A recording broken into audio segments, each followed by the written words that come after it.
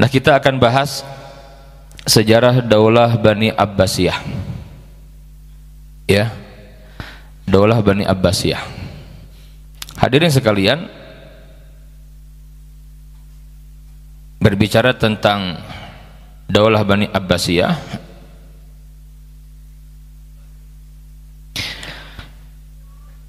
jadi Bani Abbasiyah ini kekhalifahan yang ada setelah Daulah Bani Umayyah. Setelah Daulah Bani Umayyah, tepatnya pada tahun 132, ya, 132 Hijriah.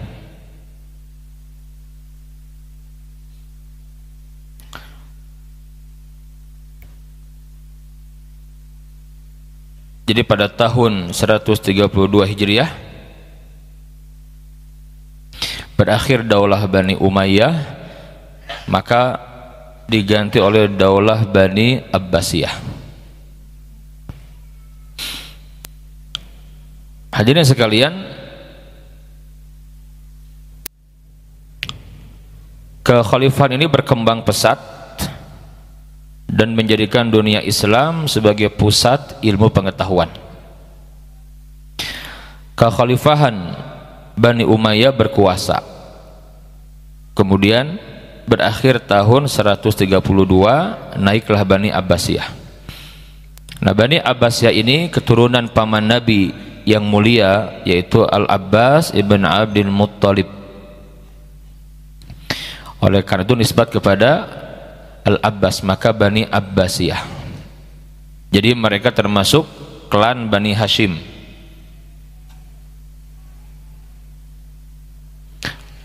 Kekhilafan ini berkuasa mulai tahun 132 Hijriah atau 750 Masehi, dan memindahkan ibu kota kekhalifahan dari Damaskus, Suriah ke Baghdad.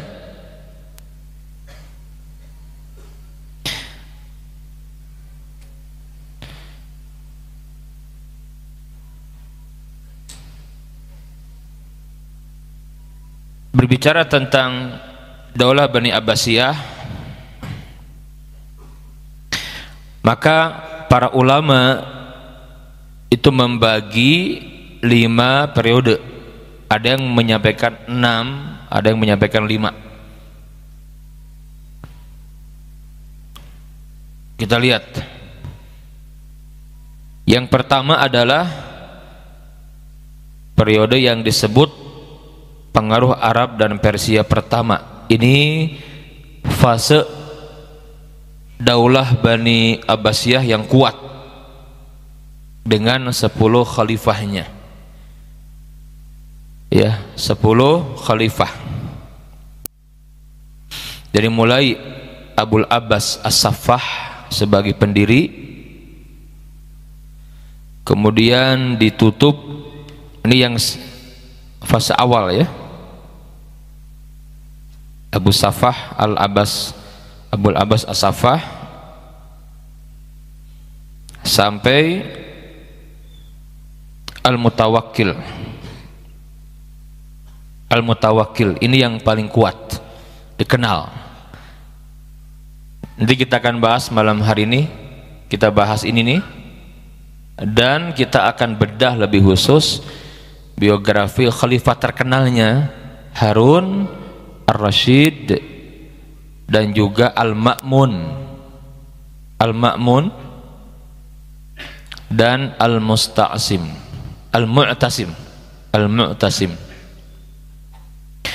Al-Mu'tasim billah. Semua kita bahas, tetapi yang agak dalam nanti pembahasan di Harun Ar-Rasyid. Kemudian ada pertama ini berlangsung dari tahun 750 sampai 847 atau 132 sampai 232 Hijriah. 1 abad kurang lebih. 1 abad. Ini fase di mana kuatnya Bani Abbasiyah, ya. Jadi pengaruh sekali seorang pemimpin itu, pengaruh, sangat pengaruh. Kuat pemimpinnya, bagus leadershipnya, dan dia saleh, bertakwa kepada Allah, maka besar. Dan sebaliknya ketika pemimpin yang naik lemah, jahil, hubbud dunia, maka di waktu itu juga jatuh. Sejarah selalu begitu. Nanti kita bahas lebih dalam kejatuhan Baghdad Darussalam oleh pasukan Mongol, pasukan Tatar, di bawah panglima perangnya Hulagu Khan. Dia seorang yang dari dulu memang sudah ingin menghancurkan muslimin karena ada pengkhianatan dari dalam seorang wazir atau perdana menteri yang bernama Ibnu Al-Qami. Kenapa dia ada? Karena pemimpin yang terakhir Al-Musta'sim jahil, bodoh, nggak ngerti. Di mana-mana begitu. Ketika naik pemimpin yang bodoh, yang jahil, karena pencitraan gitu. Kalau sekarang begitu bahasanya. Biasanya yang ada di dekatnya itu orang-orang pengkhianat yang motifnya dunia. Maka nanti Ibnu Al-Qami lah yang membocorkan tentang kota Baghdad ke Hulagu Khan. Dia petakan semua sampai kemudian Hulagu Khan membawa 200.000 pasukan, mulus, lancar, nggak ada yang menghalangi satupun juga sampai ke kota Baghdad. Dalam waktu 40 hari dibantai muslimin, yang jadi korban 2 juta. Ini karena sang pemimpinnya jahil, nggak ngerti, nggak paham. Makanya Nabi sudah mengingatkan jauh-jauh hari, idza wusidal amru ila ghairi ahlihi fantadirus sa'ah. Apabila satu urusan diserahkan bukan kepada ahlinya, maka tunggu kehancurannya. Kalau yang ngurus negeri tuh nggak ngerti gitu, jahil, hanya ambisi, dari awal sudah salah niat, ingin dapat kekuasaan untuk memperkaya diri, nggak peduli dengan rakyat apalagi agama. Tunggu waktu saja, tunggu waktu, hancur juga nanti gitu. Pasti itu, pasti akan begitu. Kita bahas nanti ya. Nah, periode kedua disebut dengan periode pengaruh Turki pertama. Turki pertama, ya, dari tahun 232 sampai dengan 334, ya, sama, hampir 1 abad juga.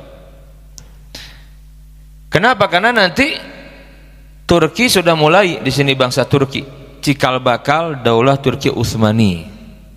Nanti kita bahas pada waktu tentang Daulah Turki Utsmani. Jadi nggak tiba-tiba muncul Turki menjadi pemimpin bumi, tidak. Itu proses panjang juga. Jadi di masa Abbasiyah itu yang menjadi militer terkuat, tentaranya itu orang-orang Turki gitu. Jadi memang dikenal jago perang dari dulu Turki itu, bangsa Turki itu. Kita bahas nanti insyaallah. Kemudian periode ketiga kata para ulama, ini dikenal dengan masa kekuasaan dinasti Bani Buaih dalam pemerintahan Khilafah Abbasiyah. Disebut juga oleh para ulama oleh sejarah masa pengaruh Persia kedua. Ini dinasti Syiah. Dinasti Syiah, karena memang Syiah ini lumayan berkembangnya di zaman Daulah Bani Abbasiyah. Kemudian yang keempat, periode keempat, ini dari tahun 447 Hijriah sampai dengan 590, sama ya, hampir 1 abad lebih. Ini masa kekuasaan Daulah Bani Saljuk dalam pemerintahan Khilafah Abbasiyah. Biasanya disebut juga dengan masa pengaruh Turki kedua di bawah kendali Kesultanan Saljuk, ya, Bani Saljuk. Nanti kita bahas tentang Bani Saljuk. Kemudian yang kelima, dari tahun 590 Hijriah sampai dengan 656, atau dari tahun 1194 Masehi sampai dengan 1258 Masehi. Ini masa khalifah bebas dari pengaruh dinasti lain, tetapi kekuasaannya hanya efektif di sekitar kota Baghdad. Mengecil saja, karena sudah banyak nanti daulah yang lain. Tidak ada Mamluk di Mesir gitu ya, banyak. Sampai akhirnya jatuh ya oleh invasi bangsa Mongol. Nah, ini kita bahas semuanya insyaallah, karena akan banyak pelajaran yang kita dapatkan. Taib, kita akan bahas dulu fase yang pertama ya, 100 tahun kurang lebih gitu. Itu masa kuatnya Bani Abbasiyah. Puncaknya nanti di masa Harun ar-Rasyid dan Al-Ma'mun putranya. Kenapa? Karena di masa ini luar biasa Pak. Itu dengan Al-Asr Zahabi, masa keemasan Islam. Bayangkan, pondasi ilmu pengetahuan diletakkan di fase itu.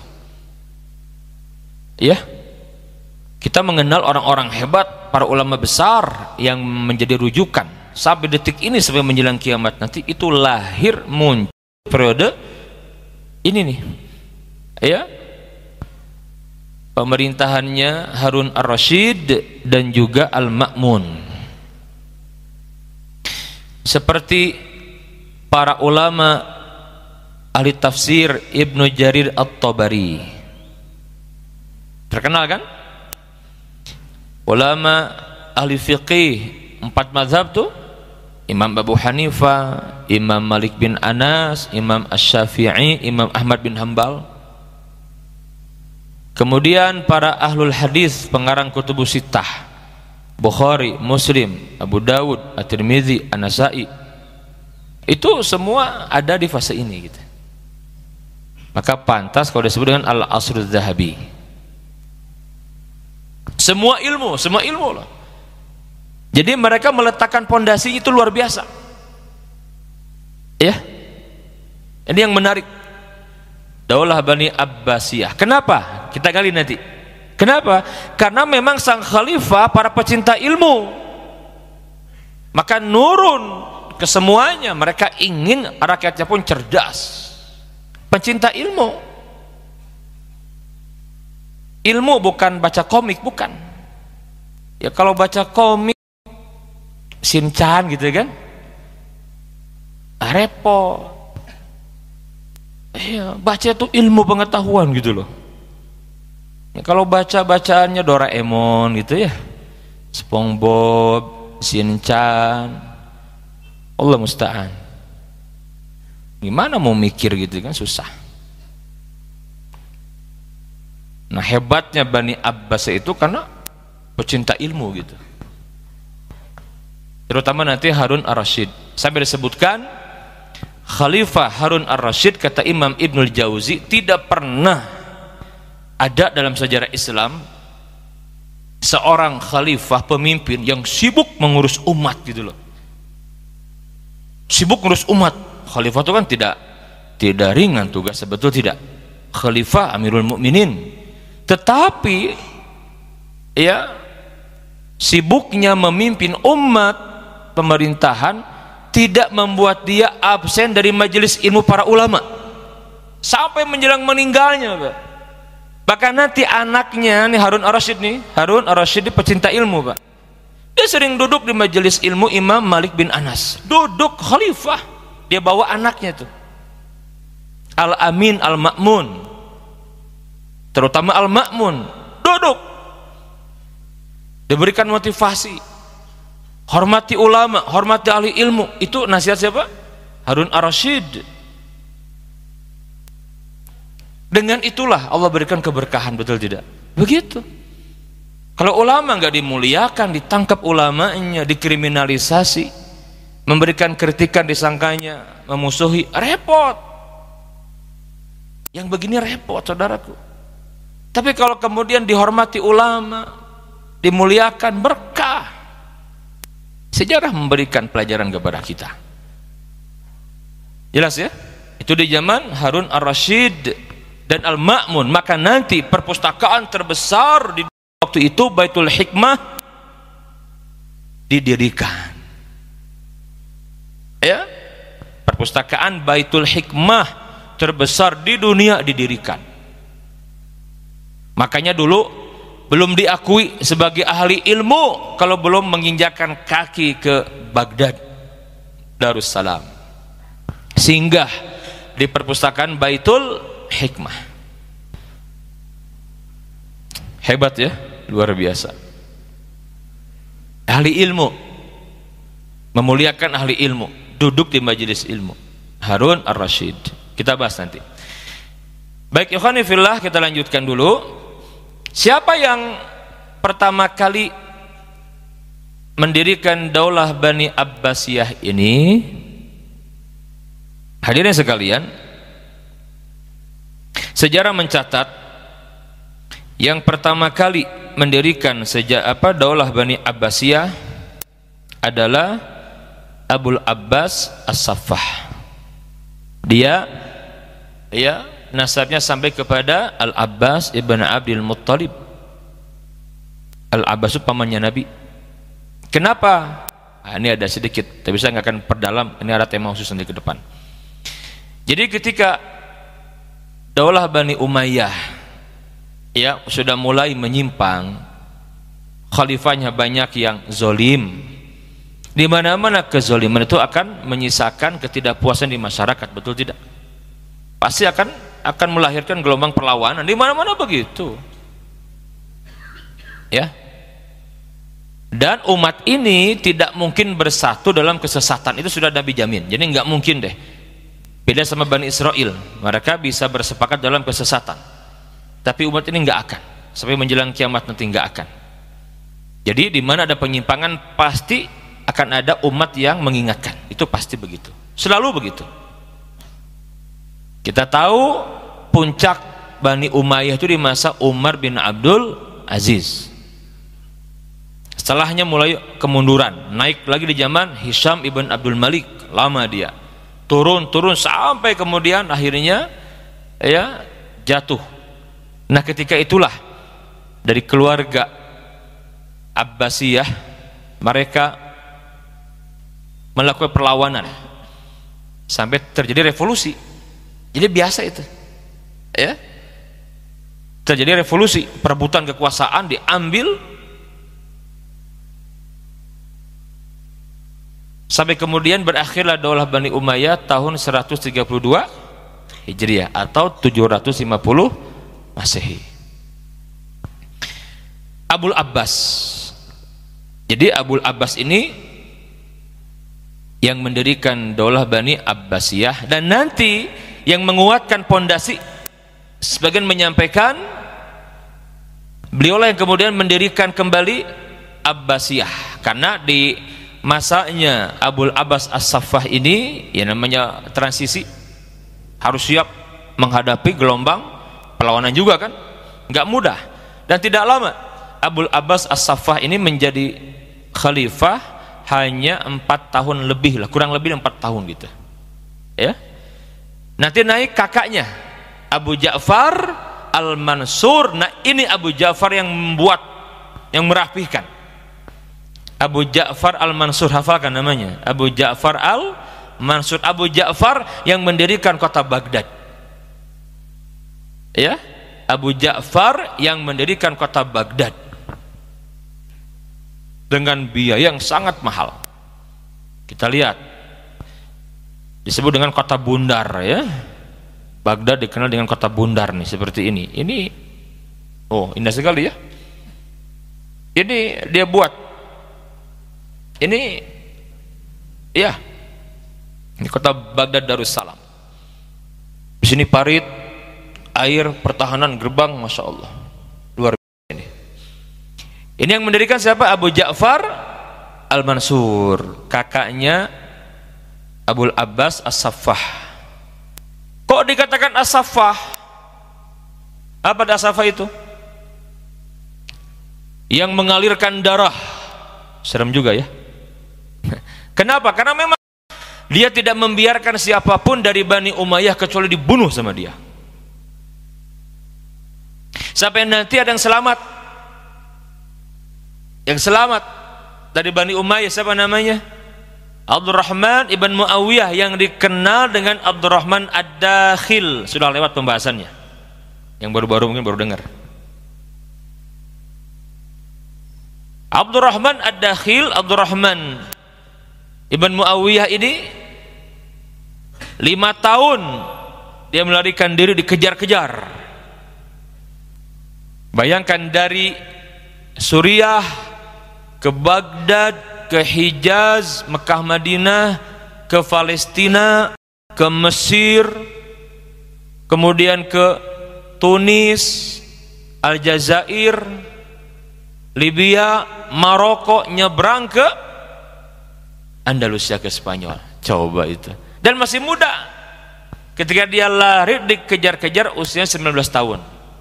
Nyampe di Andalusia usia 24 tahun dan dia mendirikan seorang diri loh, hebat. Mendirikan daulah Bani Umayyah di barat. Itu peradaban Islam di Cordoba, di Spanyol. 8 abad itu bertahan. Jadi seorang yang bernama Abdurrahman Ad-Dakhil, yang dia selamat dari kejaran Abul Abbas As-Saffah gitu. Semua tuh dibantai sama Abul Abbas As-Saffah ini. Karena dia dendamnya, bencinya kepada para pemimpin yang zolim gitu. Ala kuliah inilah catatan sejarah, memang kita akui ada seperti ini. Ya, begitulah politik kekuasaan ya, seperti itu. Ya. Tetapi kan kalau sudah naik tetap kan, kenapa muncul perlawanan? Karena kan lihat kezoliman gitu loh. Kezoliman semena-mena kepada rakyat, agama sudah mulai dirusak, ya, muncul perlawanan kan. Maka nanti Abbasiyah ini mengembalikan Islam dengan benar. Dan Abdurrahman Ad-Dakhil itu tuh yang lari kemana, ke Andalusia itu, dia seorang yang soleh. Maka rata-rata di tangan orang seperti itulah hebat pemerintahan itu. Ya.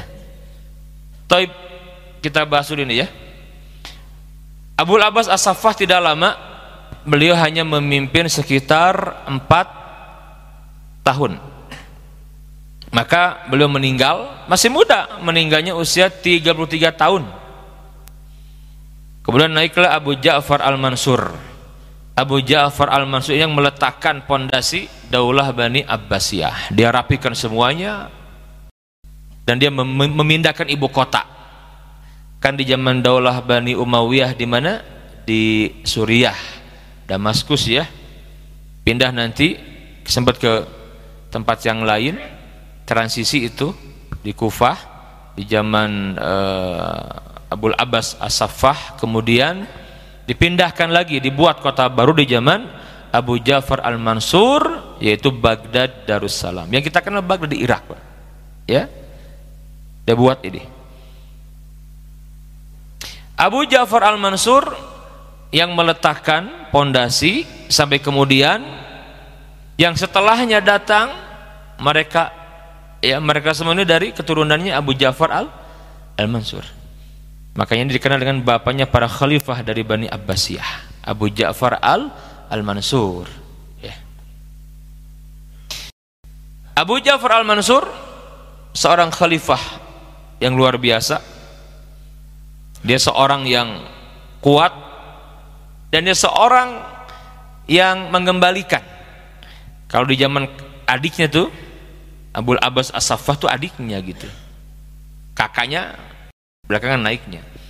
Jadi Abul Abbas As-Saffah ini memang dia keras sekali, Pak. Keras sekali. Ya. Di zaman Abu Ja'far Al-Mansur dia mulai menurunkan dan dia tidak segan mengakui kehebatan orang-orang Bani Umayyah. Dia pernah menyampaikan kalimat terkenal. Orang hebat itu kata dia, raja muslimin, raja ya. Itu ada 4 kata dia. Dia ngomong begitu, Abu Ja'far. Yang pertama Muawiyah. raja kan, karena di zaman sebelumnya kan nggak seperti itu kan, di zaman dia yang memulai itu kan. Itu Muawiyah. Yang kedua kata dia, yang kedua adalah Abdul Malik, yang ketiga Hisham bin Abdul Malik, yang keempat aku, kata dia. Artinya kan dia memulai kan, yang memulai kerajaan Abbasiyah, tapi dia mengaku itu tiga tokoh dari Bani Umayyah gitu loh. Maka nanti di zaman Abu Ja'far dihentikan penyerangan kepada Andalusia. Sebelumnya bagaimana? Terus zaman Abul Abbas As-Saffah itu serang gitu. Tapi di zaman Abu Ja'far Al-Mansur udahlah, kali-kali gak berhasil, ya sudah, akhirnya apa?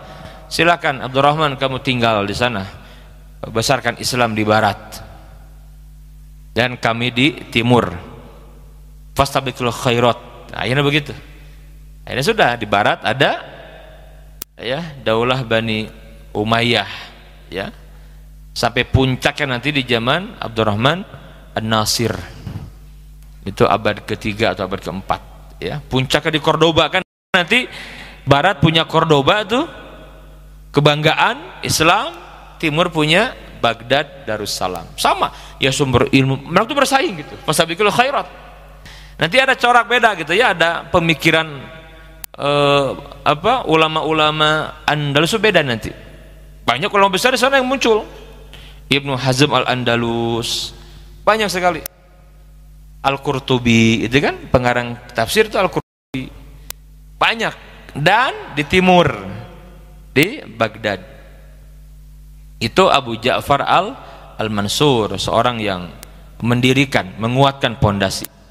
Dia membangun kota ini, dan nanti yang melanjutkannya, yang membesarkannya sampai menjadi kota yang terkenal di dunia itu Harun Ar-Rasyid dan Al-Ma'mun. Memang Al-Ma'mun nanti dia terkena fitnah Mu'tazilah. Dia sempat berkeyakinan bahwa Al-Quran itu makhluk di masa Al-Ma'mun menjelang akhir, tapi dia kembali lagi nanti. Sudah habis ya? Sudah? Oh, nyambung pada Isya ini insyaallah ya. Lanjut pada Isya insyaallah. Ini baru muqaddimah, ini baru pengantar, sedikit pengantar aja. Nah, ini kuliah peradaban lah ya, sejarah peradaban Islam. Taib, kita lanjutkan setelah Isya. Kita akan bedah siapa Harun Ar-Rasyid, yang sejarahnya sedikit saya beri bocoran. Sejarah tentang Harun Ar-Rasyid banyak didistorsi ya. Antum pernah mendengar gak buku Alfu Lailah wa Lailah, 1001 Malam? Itu buku terkenal kan? Itu buku berbahaya, itu bukan buku sejarah, jangan. Itu buku lebih kepada apa ya, kisah-kisah dongeng-dongeng gitu, yang diangkat Abu Nawas dengan Harun Ar-Rasyid. Tapi Harun Ar-Rasyid digambarkan seorang yang gila perempuan, tukang mabuk, tukang pesta, zolim, kurang ajar buku itu. Hati-hati ya. Padahal Harun Ar-Rasyid ulama besar, pemimpin besar, digambarkan sedemikian buruknya di buku itu, dan dijual umum, dijual banyak itu. Buku 1001 Malam itu kan yang terkenal siapa? Abu Nawas, cerdik, licik gitu kan. Kalau udah ngelicikin Harun Ar-Rasyid, kalah terus Harun Ar-Rasyid itu yang ada kan. Itu buku bukan buatan ulama, bukan, itu karangan orang-orang India, orang-orang Persia yang dibenci kepada Harun Ar-Rasyid. Dibalikan sejarahnya, dan musibahnya abad ketiga diterjemah ke bahasa Arab, jadi nyebar sekarang. Itu enggak benar, hati-hati. Ingat, kita diajarkan oleh Quran, ya ayyuhalladzina amanu in ja'akum fasiqun binaba'in fatabayyanu an tusibu qauman bijahalah wa tusbihu ala ma fa'altum nadimin. Ya, kita membaca biografi dulu dari para ulama kita, ya, dari para ulama besar yang menulis biografi para khalifah, termasuk Harun Ar-Rasyid. Kita bedah nanti seperti apa kehebatan Harun Ar-Rasyid sebagai khalifah yang luar biasa, yang di masanya lah Islam berjaya. Itu Al-Asr Dzahabi, puncak keemasan Islam. Allah alam bisawab. Kita lanjut ya setelah Isya. Hadirin sekalian jamaah yang berbahagia, kita lanjutkan kajian membedah sejarah Daulah Bani Abbasiyah bagian yang pertama. Kita Kita akan membahas sekarang Khalifah Harun ar-Rasyid. Di awal tadi saya menyampaikan tentang para khalifah sebelumnya ya, yang mendirikan siapa? Abul Abbas As-Saffah ya. Oke, sedikit saya sampaikan dulu ya tentang Abbasiyah ini nih.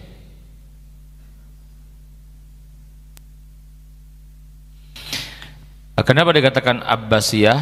Ini kepada paman Nabi ya, Al-Abbas ibn Abdul Muttalib.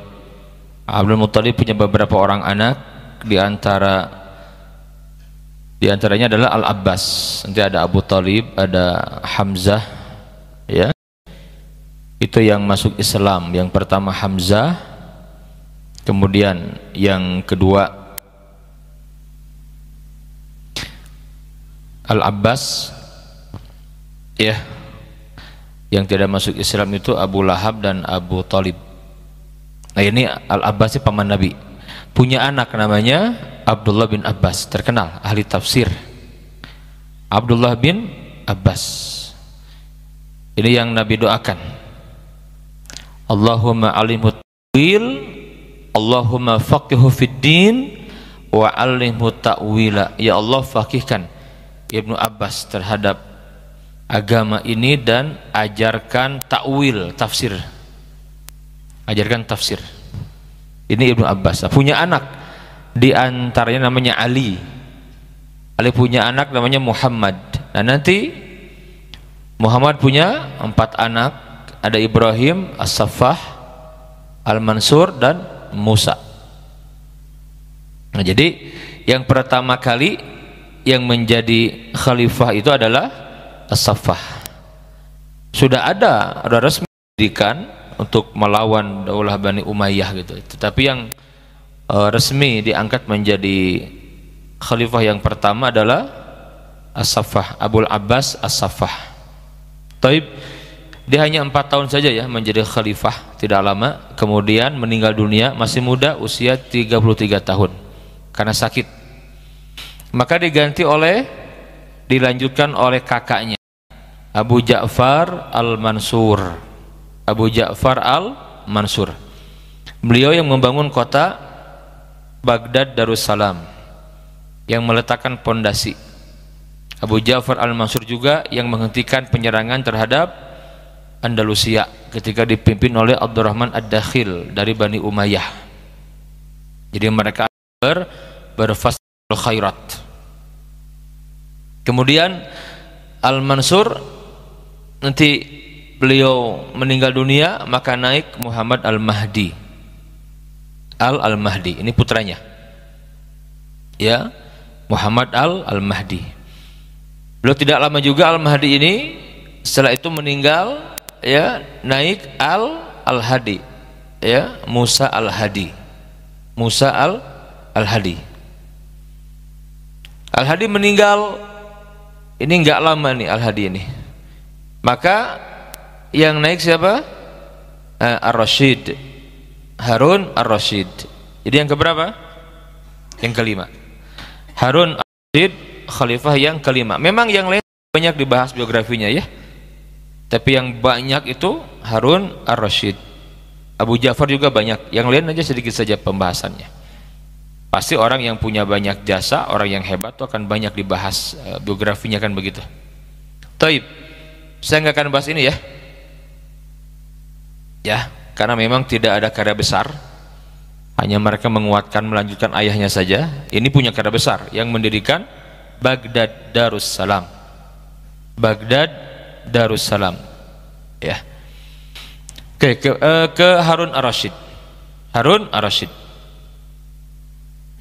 beliau seorang tokoh besar, orang hebat, tetapi dizolimi sejarahnya, distorsi terjadi ya. Beliau salah satu tokoh besar umat ini yang berhasil membuat Romawi menundukkan kepala karena wibawanya, terkenal. Nanti ada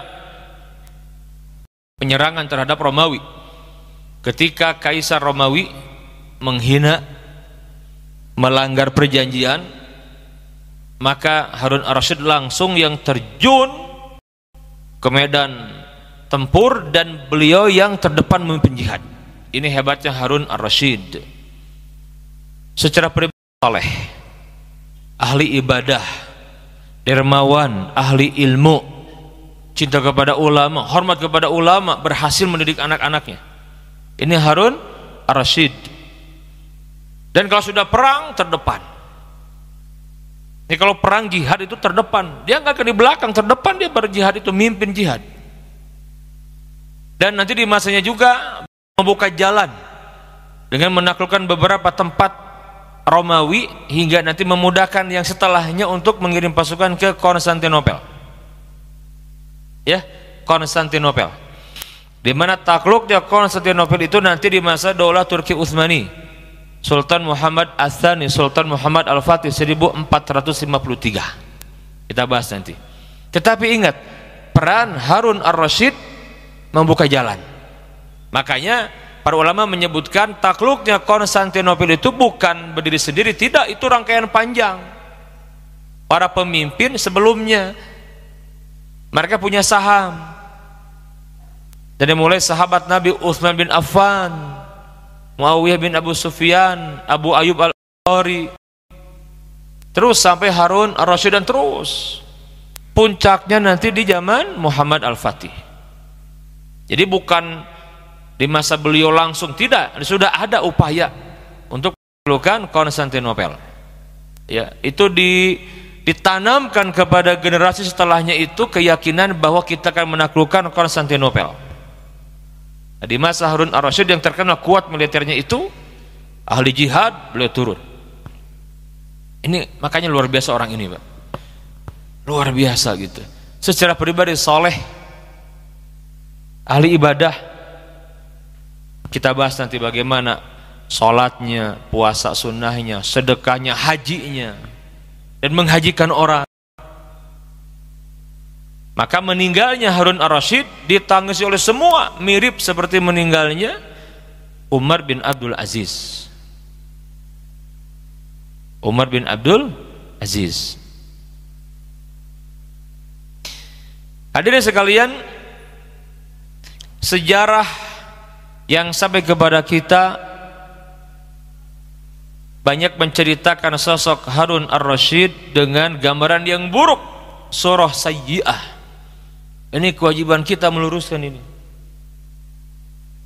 Saya katakan tadi, buku 1001 Malam itu buku yang terkenal sekali. Sampai sekarang masih dijual itu, berjilid-jilid itu. Ya, itu buku memberikan gambaran buruk tentang Harun ar-Rasyid. Bayangkan, khalifah yang saleh, ahli ibadah yang bertakwa, ahli jihad, digambarkan sosok yang tukang pesta. Itu kan 1001 Malam itu kan menggambarkan Baghdad, yang di buku itu digambarkan Baghdad penuh dengan glamor, pesta, minuman keras, khamar, perempuan, musik, dan macam-macam. Termasuk beberapa film yang saya lihat di YouTube itu tentang Harun ar-Rasyid, ini nggak benar semua gitu. Ajib, nggak boleh dibiarkan. Ya, kayak sekarang kan upaya untuk membuat citra buruk para pejuang Islam terjadi dari dulu. Sekarang contoh para ulama besar di negeri kita saja yang berjuang menyatukan umat melawan kezaliman, mengingatkan kezaliman rezim, sekarang dituduh macam-macam, anti NKRI, anti Pancasila, anti kebinekaan, radikal, dan macam-macam. Difitnah, chat, mesum dengan perempuan via WA gitu kan. Oh, macam-macam. Dibuat gambaran buruk tentang sosok ulama ini. Betul tidak? Ya sama begitu, itu kajian musuh Islam begitu dari dulu. Di negeri kita juga ada ulama besar yang didistorsi sejarahnya, yaitu Ahmad Lusi. Orang lebih mengenal Patimura. Kalau kita baca sejarah, kita belajar di buku-buku sejarah disebut dengan Thomas Matulesi. Bayangkan dari Ahmad menjadi Thomas. Yang terbayang mendengar kata Ahmad apa? pasti muslim. Kalau Thomas ya bukan muslim. Ahmad jadi Thomas, itu ulama itu. Saya membaca panjang lebar dari bukunya Profesor Ahmad Mansur Suryanegara, ahli sejarah, dosen, guru besar Unpad, bikin buku Api Sejarah jilid 1-2. Jilid pertama belum bedah tuh tentang itu. Ulama mujahid yang menyuarakan perlawanan kepada penjajah itu diputarbalikan sejarahnya di masa Belanda itu. Snooker Gronje termasuk tokoh yang banyak mendistorsi sejarah Islam. Itu orang Yahudi orientalis itu. Illuminati, Primason itu. Siapa? Snooker Gronje itu. Ya. Sama Harun Ar-Rasyid termasuk yang seperti itu. Digambarkan dengan buruk sekali. Tukang mabok, tukang pesta, tukang dengar musik, menikmati tari perempuan dan lain-lain. Bayangkan. Ini buku nggak jelas dari mana sumbernya gitu. Tapi kita membaca biografi Harun Ar-Rasyid dari para ulama kita. Ya, dalam Islam disebutkan prinsip kalau mendapatkan berita kan begitu. Di surat Al-Hujurat, ya ayyuhalladzina amanu, wahai orang-orang yang beriman, in ja'akum fasikun binaba'in, jika datang kepada kamu orang yang fasik dengan membawa berita.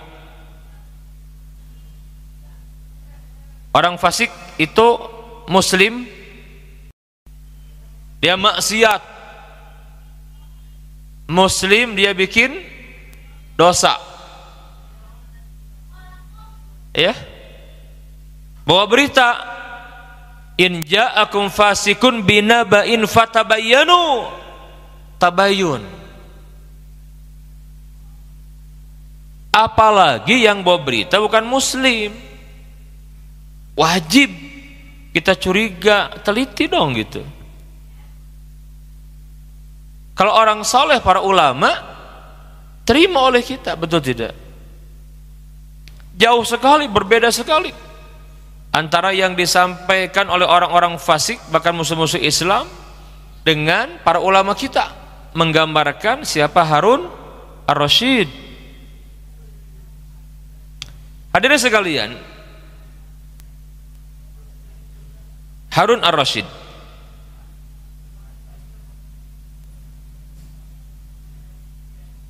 kita kaji beliau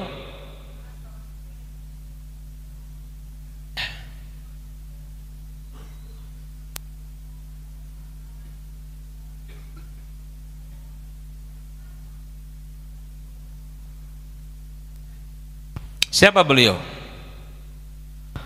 Kunyahnya adalah Abu Ja'far, sedangkan nama dan nasabnya adalah Harun, ya, Ibn Al-Mahdi. Ingat tadi ya, As-Saffah, Abu Ja'far Al-Mansur, kemudian Al-Mahdi. Punya anak Al-Hadi dan Harun Ar-Rasyid. Nah, jadi anaknya Al-Mahdi ini. Harun ibn Al-Mahdi ibn Muhammad ibn Al-Mansur Abu Ja'far Abdullah ibn Muhammad ibn Ali ibn Abdullah ibn Abbas Al-Qurashi Al-Hashimi Al-Abbasi. Jadi ia seorang Quraisy, berarti satu kabilah dengan Nabi Muhammad, ya, satu kabilah dengan Nabi Muhammad, Ahlul Bait dari Bani Hashim, masih dekat secara nasab dengan Nabi. Jadi keturunan dari paman Nabi Abbas bin Abdul Muttalib radhiyallahu anhu. Harun Ar-Rasyid dilahirkan pada tahun 148 Hijriah di kota Ra'i. Ya, ini di wilayah Khorasan. Khorasan itu sekarang mana? Persia, wilayah Persia. Termasuk Irak gitu kan, itu masuk wilayahnya. Iran, Irak, Iran itu masuk. Ketika itu ayahnya menjadi pemimpin wilayah Ra'i dan Khorasan. Ibunya adalah Al-Khayziran. Kunyahnya Ummul Hadi. Sejak kecil Harun ar-Rasyid memiliki sifat yang istimewa, pemberani, kuat, dan dia seorang yang cerdas. Harun ar-Rasyid sudah hafal Quran dari semenjak kecil. Standar itu dulu. Harun ar-Rasyid itu hafal Quran dari kecil. Hafal ribuan hadis. Cinta dengan para ulama, cinta dengan ilmu. Ini pecinta ilmu Harun ar-Rasyid ini. Ya. Senang dengan ilmu. Harun ar-Rasyid tumbuh di lingkungan, di wilayah ketika transisi sudah mulai aman, daulah Bani Abbasiyah. Saya katakan tadi di awal-awal ketika Abul Abbas As-Saffah mendirikan itu kan transisi itu. Makanya nggak banyak kegiatan perluasan, nggak ada kecuali memadamkan pemberontakan terus karena kan masih awal-awal gitu. Di zaman Abu Ja'far Al-Mansur kuat, sudah mau didirikan, fondasi kuat, ekonomi ditata, semua kota gitu. Lanjut sama Muhammad Al-Mahdi ayahnya, Al-Hadi ya, saudaranya. Nah, dia naik, sudah mulai aman lah, sudah mulai stabil, sudah mulai kondusif gitu loh, kondusif. Karena ya sudah habis generasinya kan, udah ganti generasi kan, udah habis, udah berganti generasi. Nah, sekarang bagaimana Harun ar-Rasyid? Dari kecil dia senang ilmu, ya ini penting digarisbawahi. Dia senang ibadah dan kebawa. Dia senang sholat, ini luar biasa. Harun ar-Rasyid senang sholat. Dari kecil dia suka sholat sunnah, banyak sholat itu. Kalau ditanya kenapa kamu sholat terus, kan boleh sholat mutlak katanya. Memang ada sholat mutlak kan boleh.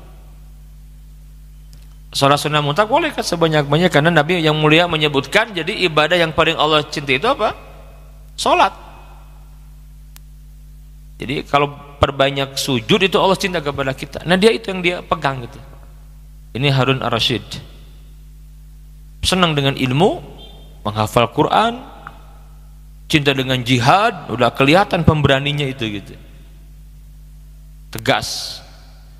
Kalau yang kesalahan tegas, penyimpangan tegas. Jangan coba-coba meremehkan hadis Nabi. Wah, habis oleh Harun ar-Rasyid. Nanti kita bahas. Itu ahli ilmu yang luar biasa, hormat ke ulama. Ini sifat Harun ar-Rasyid. Bagaimana proses menjadi khalifah? Harun ar-Rasyid menjabat khalifah Daulah Abbasiyah menggantikan ayahnya Al-Mahdi. Tetapi waktu itu setelah Al-Mahdi wafat, naik dulu siapa?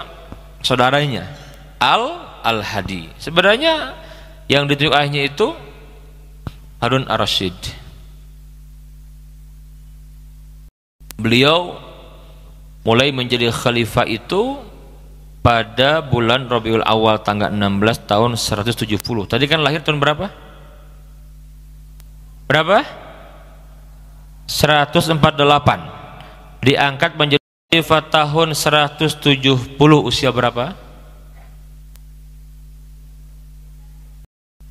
Kok 32? Mana matematikanya nih? Lahir 148, jadi khalifah 170. 22 mau 23. Itu usia antum berapa usia sekarang? Hah? Seusia antum. Tapi antum jagodnya panjang. Anda kira 40 antum. Seusia antum lah. Antum siap mimpin muslimin sedunia? Sudah nikah belum? Astagfirullahaladzim. Astagfirullah. Udah mau kiamat belum nikah, gimana tuh? Taklukkan dulu hati akhwat ya, karena Allah nikahi ya. Baru nanti mikir apa?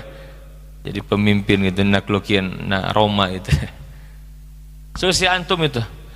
Harun ar-Rasyid umur 22, 23 naik menjadi khalifah. Masih muda kan? Muda. Dulu tuh begitu. Muda-muda, Pak. Karena dulu hebat. Pendidikan Islam tuh hebat. Sekarang wisuda sarjana usia 23, 24. Bingung mau kerja, bingung nikah aja bingung gitu kan. Dulu tuh 23 tuh udah mimpin dunia. Muhammad Al-Fatih itu 21 menaklukkan Konstantinopel. Anak muda kan 2 hiji itu semester sabar mau naik apa? Semester 2 ya, semester 3 itu kan. Masih gini ke orang tua kan? Masih main game gitu kan. Dulu tuh beda, Pak.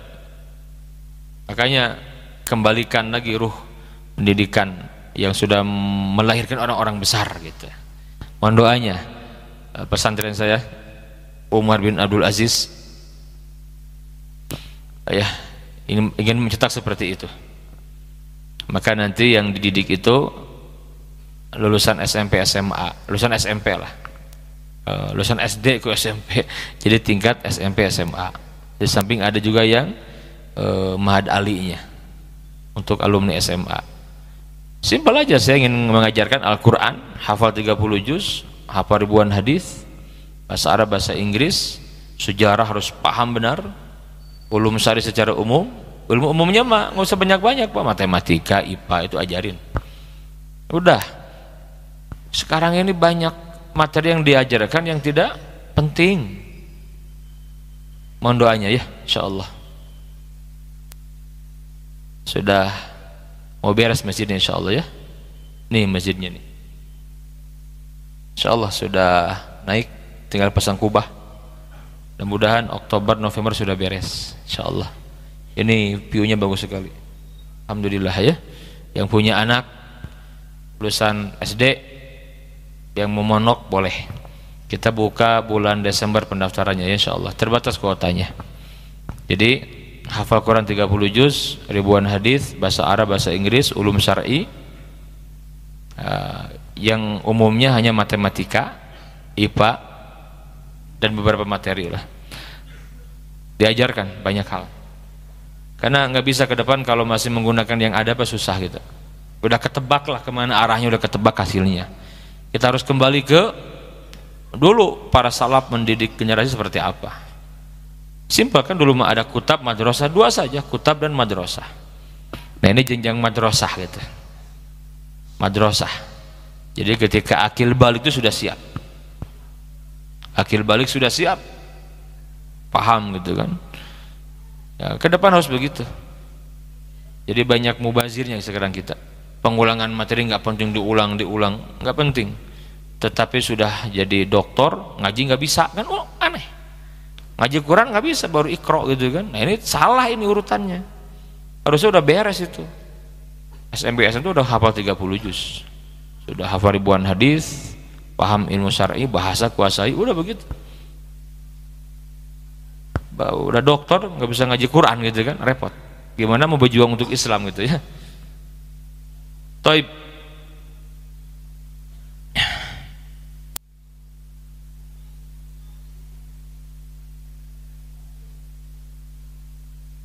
Oke, bagaimana menjadi khalifah tadi? Usia berapa tadi? 22 atau mau 23 ya. 22 mau 23. Masih muda tidak? Masih muda. Masih muda ya. Taib, aja deh sekalian kita lihat bagaimana dia memimpin. Harun Ar-Rasyid memimpin dengan petunjuk Allah. Nah, ini terkenal kalimat dia, Pak. Jadi Harun Ar-Rasyid itu menyampaikan gak mungkin beres mengurus umat kalau nggak dibimbing sama Allah gitu. Maka agar Allah membimbing, layakan diri. Nah gitu. Kalau bahasa sekarang begitu, layakan diri kita agar memang layak ditolong oleh Allah. Nggak bisa banyak PR besar kalau nggak ditolong Allah, nggak bisa ngurusin masalah umat gitu. Kita lihat bagaimana kesaksian para ulama di zamannya tentang Harun ar-Rasyid. Kepribadiannya seperti apa? Yang pertama, ikhwan fillah, Harun ar-Rasyid secara pribadi dia orang yang soleh. Jadi mana kelihatannya dari ibadah dan akhlak ya. Akidah, ibadah, akhlak. Akidahnya benar, bagus ibadah, buahnya akhlak. Kita lihat, Harun ar-Rasyid itu ahli ibadah. Disebutkan yang pertama sholat. Harun ar-Rasyid itu sehari semalam tidak pernah kurang dari 100 rakaat sholatnya. 100 rakaat. Dia senang sholat. Sholat sunnah. Kita lihat rawatib itu berapa rakaat rawatib? Nabi pernah menyampaikan siapa yang menjaga sholat sehari semalam 12 rakaat selain sholat yang wajib, itu rawatib maksudnya, akan dibangunkan istana di surga. Akan dibangunkan istana di surga. 12 tambah yang wajib 17 jadi berapa? 29 ditambah duha, katakan yang paling banyak 12 rakaat jadi berapa? 41. Qiyamul lail dengan witir 11 berapa? Belum yang lainnya kan? Salat mutlak boleh enggak? Boleh sebanyak-banyaknya. Nah ini rupanya dibawa sampai dia menjadi khalifah gitu loh. Senang sekali ibadah dia itu. Yang kedua, tercatat Harun ar-Rasyid beliau itu seorang yang rajin bersedekah. Setiap hari dia mendermakan 1000 dirham. 1000 dirham itu gede banget. Setiap hari itu sedekah dia. Setiap hari sedekah. Ini Al-Khatib Al-Baghdadi dalam Tarikh Baghdad bab Harun ar-Rasyid gitu ya. Dan dia senang mengerjakan ibadah umroh dan haji. Apabila ia menunaikan ibadah haji, maka akan diajak 100 ahli fikih gratis dan keluarganya. Jika ia tidak berhaji tahun itu, maka ia menghajikan 300 orang dengan bekal baju besi, kiswa dan yang lainnya, lengkap perlengkapan. Jadi kalau dia nggak haji tahun itu, dia berangkatkan 300 orang, dijamin semuanya. Luar biasa ya. Kalau haji beliau diajak 100 ahli fikih, ahli ilmu mendampingi dia dan keluarganya.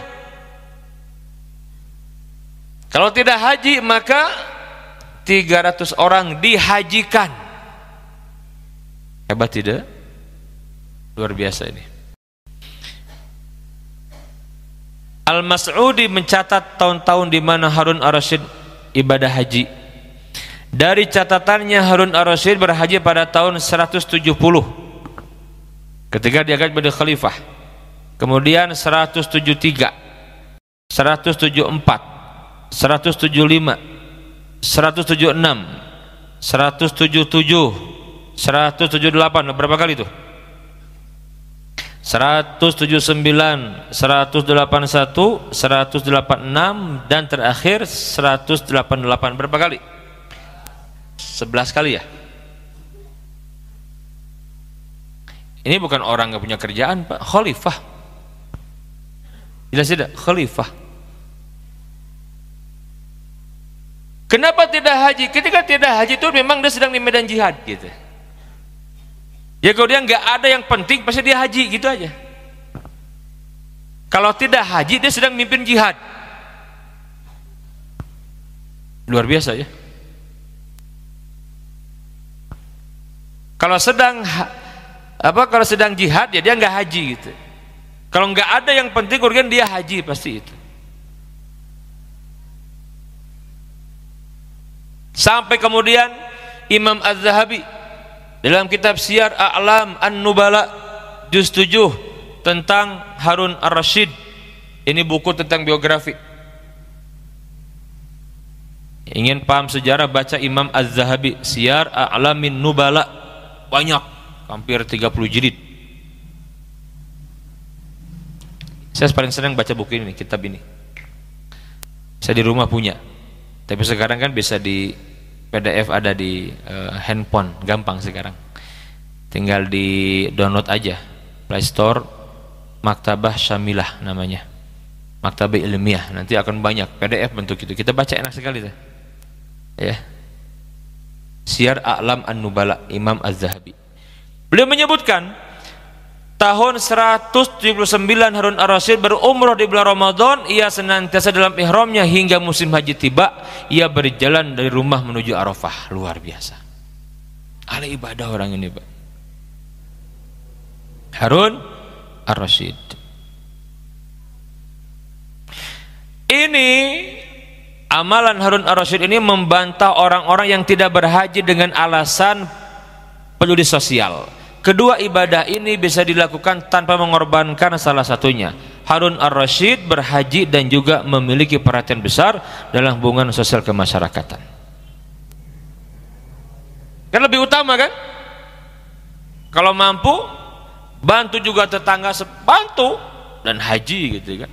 Begitu. Memang haji kan sekali wajibnya ya. Sekarang rada hese gitu. Tapi ini kan karena beliau seorang pemimpin, di kita kan bisa kan pemimpin. Kalau mampu haji tiap tahun gitu. Ini apa maksudnya ini? Ini menggambarkan bahwa sang khalifah itu ahli ibadah, jelas tidak. Maka pantas ditolong Allah mimpinnya. Nah ini digambarkan buruk sekali oleh orientalis, oleh musuh-musuh Islam. Orang sesoleh ini digambarkan tukang mabok, seneng musik, khomer, pesta tiap malam, perempuan. Ya Rob, ini nggak boleh dibiarkan, saudaraku.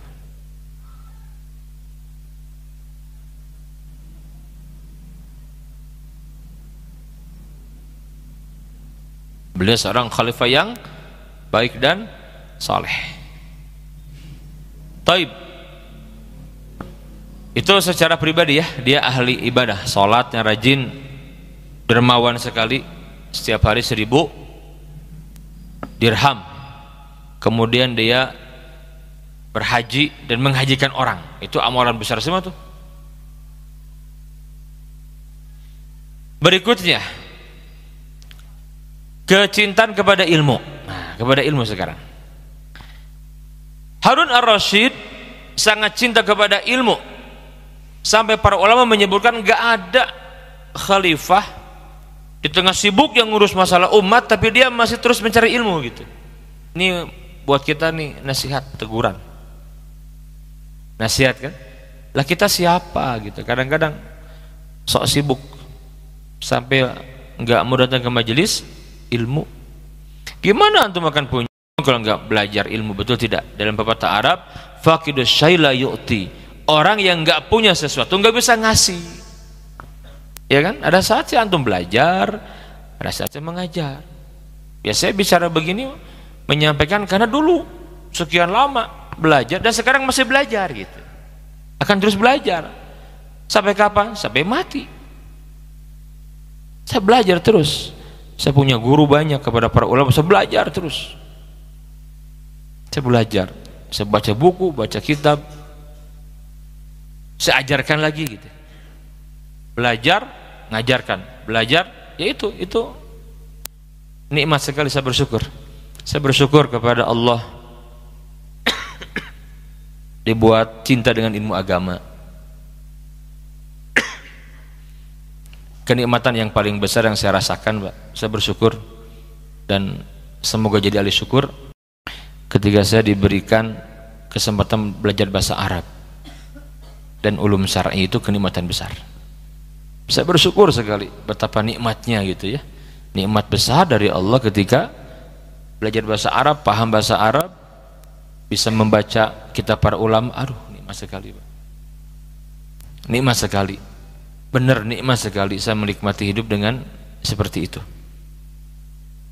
Ya, maka saya sering motivasi para santri. Saya bilang, kalian nggak punya kesibukan kecuali belajar kan? Belajar yang semangat. Saya sudah banyak amanah sekarang, sudah punya istri, anak, ada amanah lembaga dakwah, kadang tugas dakwah kemana-mana, kadang bimbing haji, umroh, tapi masih semangat belajar. Kita kalau lihat santri yang masih muda yang malas belajar, gitu, sebel juga ya. Ini gak ada kesibukan, gak ada apa, gak mau belajar gimana gitu loh. Belajar, terutama belajar ilmu agama. Kalau antum bisa belajar ilmu umum sampai S1, S2, S3, luangkan waktu belajar ilmu agama, pasti akan bisa insya Allah. Hafalkan Quran, hafalkan hadis, belajar bahasa Arab, bisa nggak? Bisa insya Allah. Gak mungkin nggak bisa. Asal belajar kan? Kalau belajar itu pasti harus ada gurunya gitu loh. Harun Ar-Rasyid, malu kita, betul tidak? Seorang sesibuk itu luar biasa. Ilmu terus. Maka dia mendirikan Baitul Hikmah. Ya, Harun Ar-Rasyid mendirikan Baitul Hikmah, perpustakaan terbesar, terlengkap. Nanti dikembangkan lagi oleh anaknya Al-Ma'mun. Hebat, Pak. Semua buku ada di sana. Ya. Sehingga orang-orang Eropa dahulu dari mana-mana datang ke Baghdad belajar, dan terbuka itu bukan cuma untuk orang Islam, semua belajar di Baghdad gitu loh. Baitul Hikmah, Harun Ar-Rasyid. Di masa beliau para ahli ilmu dimuliakan, penghafal Quran itu dimuliakan. Dia minta mana yang penghafal Quran, dikasih duit. Wah, coba kita punya presiden seperti itu ya. Penghafal Quran mana? Wah, kasih duit. Itu penghargaan Harun Ar-Rasyid loh kepada rakyatnya gitu. Para ulama lebih lagi, yang punya karya nulis kitab itu ditimbang berat kitabnya itu. Dulu kan kayak sekarang, dulu tuh kan luar biasa. Nanti ditimbang berapa, 2 kilo, dikasih emas seberat timbangan beratnya buku itu. Maka berlomba-lomba dulu. Karya tuh wah luar biasa. Itu di masa Harun Ar-Rasyid. Miskin tidak, oh makin melimpah. Ulama dimuliakan, Masya Allah. Ahli Quran dimuliakan, muadzin dimuliakan, imam masjid dimuliakan, cukup makmur, sejahtera gitu. Itu Harun Ar-Rasyid seperti itu. Lah di buku-buku yang tadi itu digambarkannya zalim ke rakyat, kan kurang ajar itu kan. Berbeda sekali itu gambarannya. Jelas tidak? Nanti ketika beliau menjadi khalifah, orang-orang yang dekat dengan Harun Ar-Rasyid, para ulama besar ahli ilmu terkenal, 2 murid Imam Abu Hanifah, ulama besar Abu Yusuf dan Muhammad ibn Hasan Asy-Syaibani, itu mendampingi Khalifah Harun Ar-Rasyid dalam setiap membuat hukum itu. Ulama orang soleh yang mendampinginya, coba.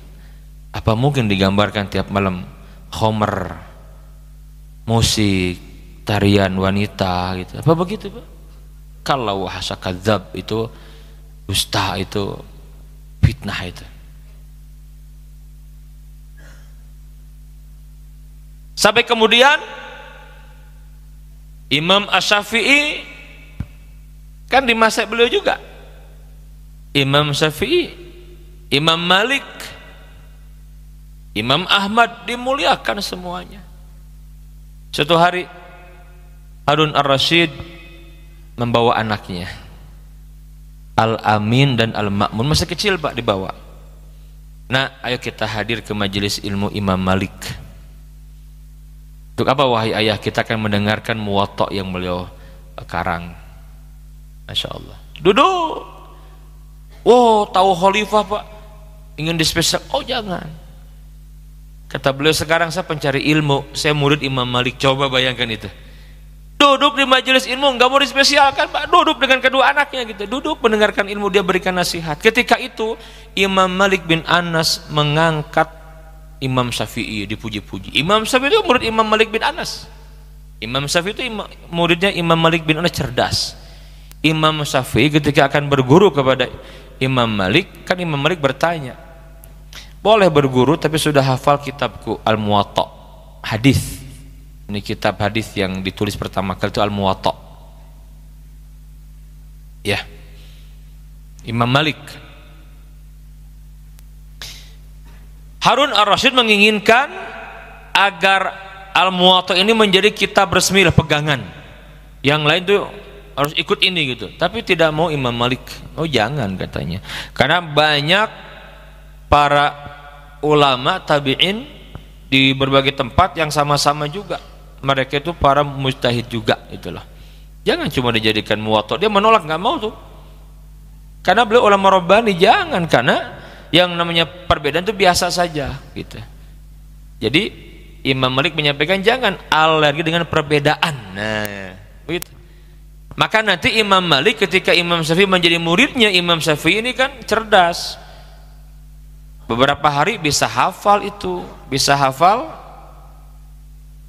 kitab Al-Muwatta atau Al-Muwatta. Jadi kalau dikatakan Al-Hafidh hafal Al-Muwatta itu jangan dikira nggak hafal Quran, itu udah pasti Quran mah. Otomatis lah, itu syarat mutlak dulu begitu. Kalau mau belajar ilmu agama harus Quran itu hafal gitu loh. Dan Imam Syafi'i hafal 5 tahun. Hafal 30 juz usia 5 tahun. Jangan aneh kalau tiap Ramadan murojaah itu sehari 2 kali khatam. Sehari. Sebulan? Sebulan berapa? 60 kali. Dari Al-Fatihah sampai An-Nas sudah pindah ke lisan. Kan hafalan begitu. Pertama ngapal masih di sini. Berat, harus konsentrasi. Dengan banyak diulang terus nanti pindah ke lisan. Kayak antum baca Al-Fatihah. Sok antum baca Fatihah dikejar sama soang. Nah, apa soang teh? Kejar. Masih hafal enggak Al-Fatihah? Pasti hafal. Apa sengaja menghafal? Enggak. Udah saking sering diulang aja tuh, minimal sehari 17 kali. Udah pindah ke lisan. Jangan aneh. Ya. Karena Imam Syafi'i umur 5 tahun sudah hafal dari Al-Fatihah sampai An-Nas.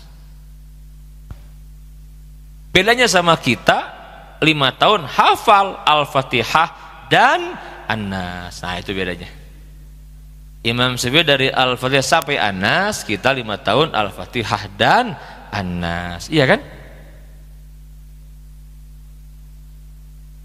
Beda tipis lah. Beda tipis. Beda tipis. Itu Imam Syafi'i. Wah, diangkat-angkat oleh Imam Malik. Kan masih muda, hebat ini muridku. Waktu itu ada Harun ar-Rasyid. Senang sekali kan? Pak itu kan? Kata Harun ar-Rasyid kepada anaknya, "Nak, jadilah seperti Imam Syafi'i." Masya Allah. Ya, hormati ulama, cintai gurumu. Luar biasa. Nanti yang tradisi seperti ini terus pasti akan hebat. Contoh nanti di zaman Daulah Turki Utsmani. Pendiri Turki Utsmani itu sangat memuliakan ulama, Pak. Pendiri Turki Utsmani sangat memuliakan ulama. Sampai dia berpesan kepada anak-anaknya, Osman Ghazi itu, ya, kalau kamu menyakiti hati gurumu, kamu bukan anakku lagi. Bayangkan begitu, Pak. Hormati gurumu, muliakan gurumu. Itu luar biasa. Ini terus sampai kepada Sultan Muhammad Al-Fatih, kan dia punya guru mursyidnya tuh, yang mendampinginya tuh, Aksamsuddin, kan begitu hormat kepada gurunya. Nah, zaman sekarang kiamat pendidikan, guru udah nggak dihargai sekarang itu, Pak. Di sekolah-sekolah tuh. Dulu kita biasa di pesantren Pak dicepret ke kiai itu Pak, seneng, Pak. Lagi ngaji nunutan, dilempar pakai apa? Tasbih. Wah, bangun kan. Dulu guru saya begitu, Pak. Di pesantren tuh, ya kalau ngantuk tuh di cepret, apa cepret tadi? Tapi dah kiai mah Pak sayang, ingin kebaikan. Enggak sakit hati Pak, saya cium tangan. Pak sekarang Masya Allah ingat. Sekarang Pak guru memberikan punishment itu cepret biasa, diadukan ke Komnas HAM. Oh, tangkap gurunya kan. Kiamat pendidikan tuh begitu.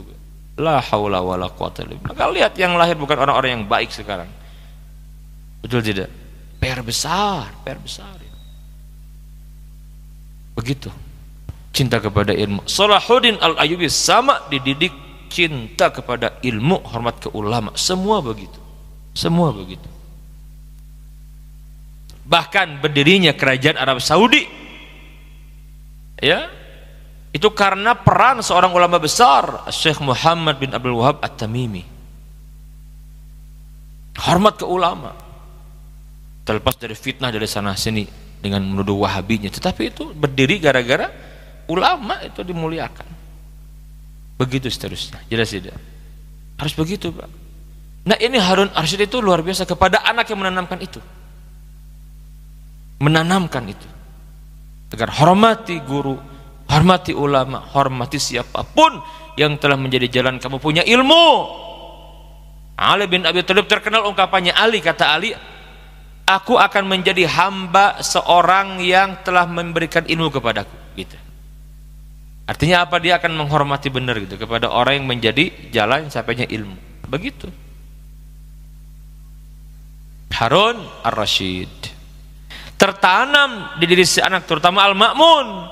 Dia naik jadi khalifah, nanti Al-Ma'mun jadi khalifah naik Pak. Ya Allah, hebat itu Pak. Makin maju lagi itu ilmu peradaban di zaman dia. Ya, makanya disebut dengan Al-Asud Zahabi, puncak keemasan masa keemasan di zaman itu. Kenapa? Itu kan peletak keilmuan Pak. Contoh Imam Syafi'i itu bikin kitab Ar-Risalah, itu kitab pertama kali tentang usul fikih. Kitab Ar-Risalah. Yang setelahnya kan terinspirasi dari Asy-Syafi'i kan, ya begitu. Tapi kan dia yang meletakkan pondasi awalnya, bikin kaidah ilmunya gitu loh. Nggak ada yang menyaingi kehebatan di masa itu. Karena sang khalifah memberikan kebebasan, karya itu dihargai benar. Makanya ilmu itu luar biasa gitu. Itu Harun Ar-Rasyid. Dia membangun Baitul Hikmah, dimuliakan para ulama. Yang dekat dengan dia ulama, dia datang ke Imam Malik agar Al-Muwatta dijadikan, tapi Imam Malik memberikan nasihat jangan, dia ikut. Ya baik kalau begitu. Saking cinta ke ulama ini Harun Ar-Rasyid ini Pak. Bukan sekali dua kali dia sering duduk di majelis ilmu itu. Kalau sudah duduk di majelis ilmu, saya sebagai murid gitu. Bukan lagi khalifah, saya murid. Jangan disebut, jangan duduk jadi santri gitu. Hormatnya ke ulama seperti itu. Itu kepada ilmu ya, Harun Ar-Rasyid. Kemudian Harun Ar-Rasyid seorang yang sangat cinta dengan jihad. Nah, ini jihad. Penaklukan banyak terjadi, termasuk terkenal ya kisah ketika dia berperang menghadapi siapa? Menghadapi Kaisar Nikforos. Nikforos ini seorang kaisar ya, Nikforos I ya, tahun 187 Hijriah. Jadi begini, Harun Ar-Rasyid menerima surat dari Kaisar Romawi Nikforos I ini yang isinya apa? Dia membatalkan perjanjian yang sebelumnya sudah dibuat oleh sebelumnya Ratu Erina, perempuan memang. Dia meninggal, naik Nikforos I ini, enak aja gitu kan udah takluk Pak, batalkan, malah dia nantang gitu Pak. Dia nantang begini, ya kami tidak akan bayar jizyah lagi kepada kalian, sebaliknya sekarang kalian bayar jizyah kepada kami. Digituin Pak. Itu Harun Ar-Rasyid marah sekali Pak. Ya, maka Harun Ar-Rasyid menyampaikan, dia nulis surat kan, Dia balas surat Kaisar ini, ditulis Bismillahirrahmanirrahim, ya, min Harun ar-Rasyid Amirul Mukminin, dari Harun Amirul Mukminin kepada Nikforos Kalbir Rum. Bayangin, tahu itu artinya apa Pak? Kepada Nikforos, anjingnya Romawi gitu. Tegas sekali Pak. Ini saya katakan tadi kan, dibalik kelembutan dia ke ulama, tapi kalau udah gitu tegas. Oh jangan main-main Pak. Ini penting sekali. Oh kok kasar sekali. Ini umat Islam ini kadang nggak utuh memahami sirah sekarang Ghazul Fikri ini perang pemikiran. Ghazul Fikri itu kan perang. Apa yang terbilang kalau mendengar kata perang? Ada apa? Ada apa? Kalau perang itu ada apa? Konfrontasi, nyerang, balas serangannya, itu baru perang. Kalau diserang kita diam malah mengalah, bukan perang, dibantai namanya itu.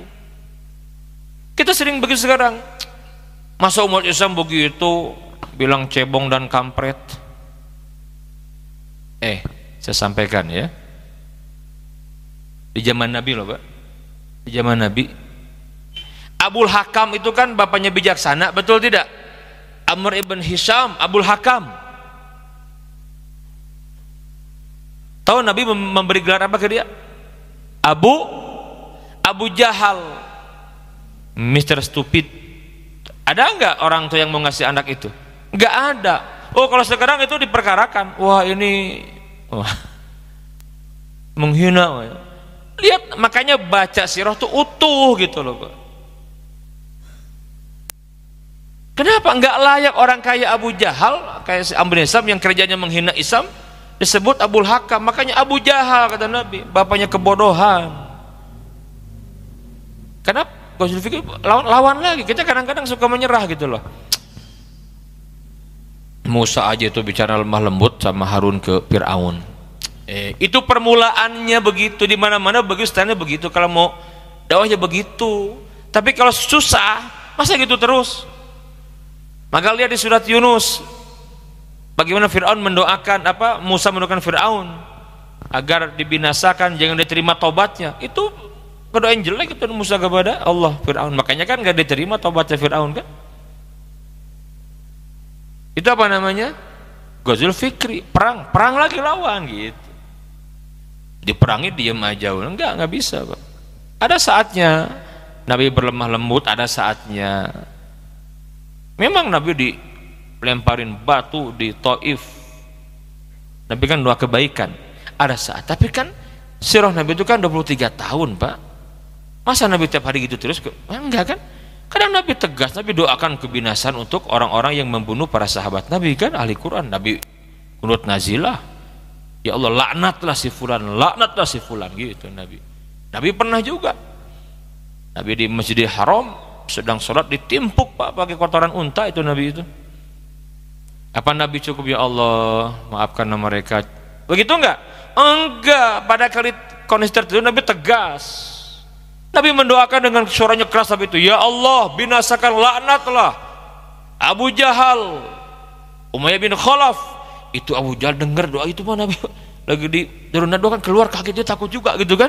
Dan kata Ibnu Mas'ud benar, semua yang didoakan Nabi 5 orang itu dia mati terhina di ketika perang Badar. Ada saatnya lembut, ada saatnya tegas. Ya kalau orang sepotong paham Islamnya begitu jadinya. Ghazul Fikri. Nah sekarang kan sedang begitu musuh Islam, betul enggak? Giliran kita menyerang umat Islam kok begitu radikal, kasar. Nah ini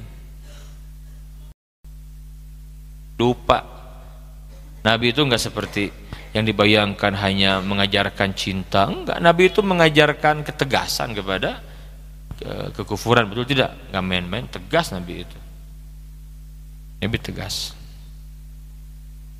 Ya kata dia apa? Ya, dia menyampaikan Bismillahirrahmanirrahim dari Harun Amirul Mukminin kepada Nikforos, anjing Romawi. Aku telah membaca suratmu wahai anak perempuan kafir.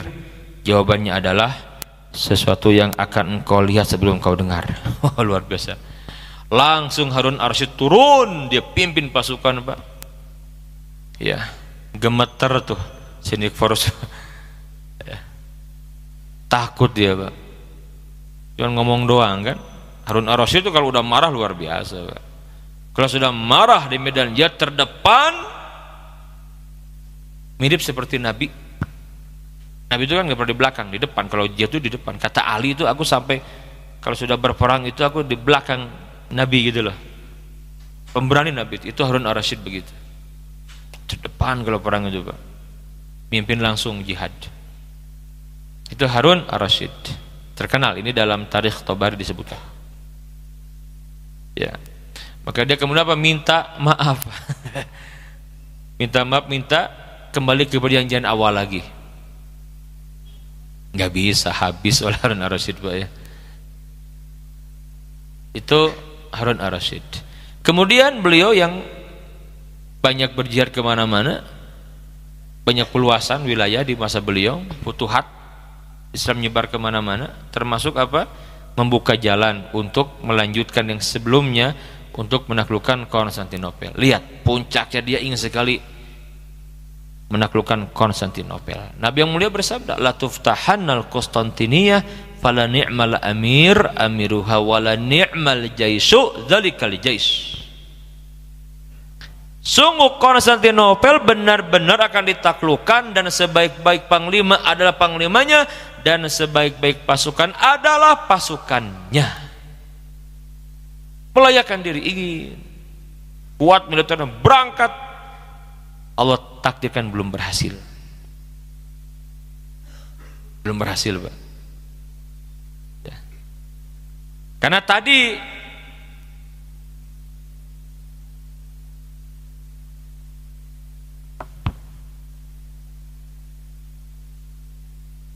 santri apa ini? Hah? APW? Antum jangan ini ya, kalau ngaji di bawah ya, adab di majelis ilmu nggak boleh. Kalau sedang disampaikan ilmu, simak ilmunya. Kalau mau ngaji di bawah aja. Saya berikan nasihat buat semua ya, nggak boleh di majelis ilmu sedang dibahas ilmu ngaji, itu nggak boleh. Dalam adab di majelis ilmu itu nggak boleh. Pertama mengganggu orang lain, yang kedua juga tidak ada adabnya. Ya, antum kalau mau baca di bawah ya. Siapa nih, santri APW ini? Ya. Dengarkan ilmu ya, simpan Quran, nanti ada waktunya ngaji Quran. Seperti mana tadi? Ya, Konstantinopel. Begitu tuh. Ya. Turun. Kenapa? Ingin yang terbaik, tapi belum Allah takdirkan, Pak. Belum Allah takdirkan. Karena memang menaklukkan Konstantinopel itu tidak hanya pemimpin terbaik, tidak, tapi pasukan terbaik kan gitu. Kita tidak menyaksikan kehebatan Harun Ar-Rasyid, betul tidak? Tapi kan pasukannya belum tentu ya gitu. Sementara Muhammad Al-Fatih memenuhi persyaratan. Orang terbaik dan pasukannya pun terbaik. Kenapa? Disiapkan. Satu generasi itu disiapkan. Pada hafal Quran 30 juz, ahli sholat tahajud, wah, orang hebat itu. Dipilih oleh Allah tuh, jatuh ke mereka gitu. Karena melayakan diri. Harun Ar-Rasyid membuka jalan itu, tapi belum ditakdirkan Allah berhasil menaklukkan Konstantinopel. Tapi dia punya peran, punya saham, betul tidak? Paham besar dong. Saya katakan di awal tadi, tidak berdiri sendiri, tidak. Ini Harun Ar-Rasyid, ulama besar. Gak mungkin dibahas dalam waktu singkat. Orang hebat ini, Pak. Hanya saya ingin menyampaikan, orang sehebat ini, mohon maaf, tadi sejarahnya dirusak oleh musuh-musuh Islam. Kenapa? Karena mereka takut. Kita ini punya pendahulu orang-orang hebat. Islam itu luar biasa, Pak. Bayangkan Islam hampir 14 abad mimpin bumi, Pak. Bicara kelemahan pasti ada lah, kekurangan. Cuman sejarah mencatat sumbangsi muslimin terhadap peradaban itu luar biasa dalam semua hal. Ya. Jadi banyak orang-orang hebat dalam sejarah Islam itu, di antaranya Harun Ar-Rasyid. Silakan antum baca cari buku yang bagus tentang beliau. Tapi hati-hati ya, karena ada buku-buku yang memang karangan orientalis, yang kalau kita baca kesimpulan kita, oh ini orang yang nggak bener ya gitu, zolim ya, gila perempuan, tukang mabok, tukang pesta, tukang hura-hura begitu. Na'udzubillah, nggak boleh. Kembalikan, kita berkewajiban membela kehormatan para ulama kita, betul tidak? Ini Harun Ar-Rasyid. Oh, udah mau jam 9 ya. Nanti kita bahas ke depan Al-Amin, Al-Ma'mun, Al-Mu'tasim. Ya. Nanti Al-Mu'tasim itu menarik, Al-Mu'tasim menarik. Kenapa? Harun Ar-Rasyid punya banyak anak, tapi beliau menyampaikan, ini kalau Mu'tasim ini orang apa-apa, ini kayaknya nggak ada bakat jadi khalifah lah gitu ya. Nggak ada gitu kan, kaca ciri gitu kan. Tapi Al-Amin di kadar, Al-Ma'mun terutama ini mah kurang gitu kan. Justru izin Allah tuh. Ya, inilah pelajaran juga. Siapa yang nyangka justru ya nanti sepeninggal Al-Ma'mun, Mu'tasim naik. Zaman Mu'tasim hebat juga, Mu'tasim ini kita mimpinya hebat luar biasa. Sampai terkenal nanti pembelaan kepada rakyatnya. Terkenal, kisah terkenal ketika ada seorang rakyatnya muslimah di Amuriyah tuh diganggu sama orang Romawi, pada ditarik jilbabnya, terbuka jilbabnya, dia menyampaikan, aina Mu'tasim, ha ana muslimah mazlumah, mana Mu'tasim, aku ini terzolimi. Didengar sama Mu'tasim sampai kabar itu, Pak. Mu'tasim marahnya, Pak. Kata Mu'tasim kepada kaisar, kalau kamu tidak bebaskan, tidak mengembalikan kehormatan muslimah rakyatku, kamu membebaskan, akan aku kirim pasukan, depannya di negeri kalian Amuriyah dan belakangnya di negeriku. Di mana tuh? Di Baghdad. Kebayang tuh panjang seguma. Gak main-main, Pak. Depannya pasukan itu di negeri kamu, di Amuriyah tuh, Romawi. Belakangnya di negeriku, berarti kan panjang sekali tuh. Kalau nggak dibebaskan, awas akan kirim pasukan begitu.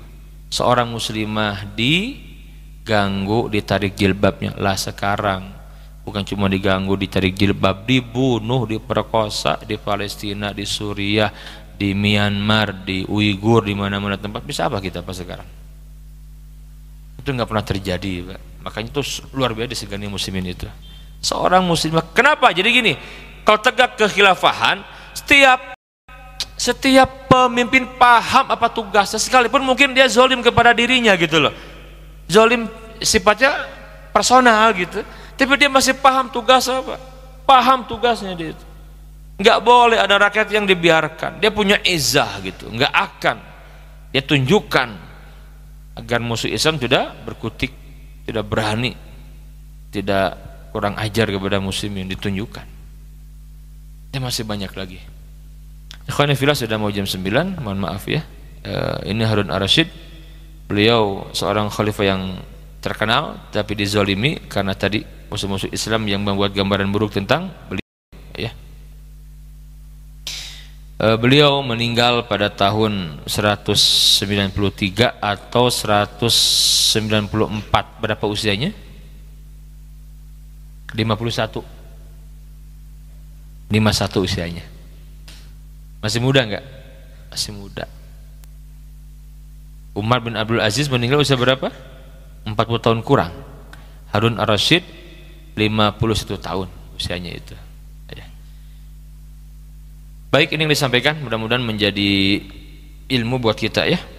Mari kita cintai ilmu, cintai para ulama ya. Karena dengan itulah Allah berikan keberkahan. Ya, jadi bagi para penuntut ilmu, hormati guru-guru kita, cintai mereka, karena dari mereka lah syariatnya kita punya ilmu, betul tidak? Nah, itu lebih penting. Karena yang menghidupkan hati kan ilmu. Ya, makanya hormati mereka, doakan mereka, cintai mereka. Inilah yang menonjol dari Khalifah Harun Ar-Rasyid, sang khalifah yang the best, yang terkenal keadilannya, kesolehannya, dan dia sangat warok, sangat takwa. Makanya Allah berikan keberkahan selama dia memimpin ya, hampir 23 tahun dia memimpin menjadi khalifah, dan hasilnya luar biasa. Keadilan di mana-mana, kesejahteraan, kemakmuran, ilmu sebegitu luar biasa gitu. Membuat orang Islam bangga di waktu itu. Karena peradaban bumi yang memimpin muslimin ya di timur, ya pasti Baghdad, nggak kemana-mana, pasti Baghdad yang ditunjuk itu. Sekian lama, hampir 5 abad lebih itu Baghdad berdiri menjadi kota yang menjadi pusat peradaban ilmu di dunia. Dan di barat ada Cordoba. Ya. Allah alam bisawab, ini yang disampaikan. Fa'tabiru ya ulil albab. Subhanakallahumma wa bihamdika asyhadu an la ilaha illa anta astaghfiruka wa atubu ilaik. Wa akhiru da'wana anil hamdulillahi rabbil alamin. Assalamualaikum warahmatullahi wabarakatuh.